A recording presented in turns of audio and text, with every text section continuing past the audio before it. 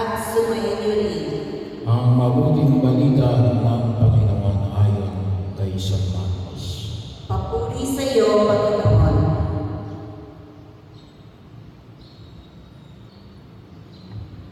Noong panahon yung sinabi ni Jesus sa mga tao, sinisindihan ba ang ginawan para itago sa ilalim ng takalan o kaya sa ilalim ng higaan?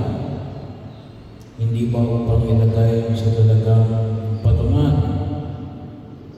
Walang natatago na di malalangkat at lihim na di magugunan.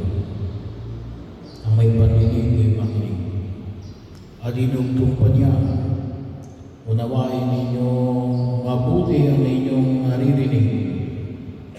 Ang panukat na ginagamit ninyo ay siya rin gagamitin sa inyo ng Diyos. At higit pa, sabagat ang mayroon ay bibigyan pa. Ngunit ang wala, kahit ang kakaunting na sa kanya, ay kukunin pa.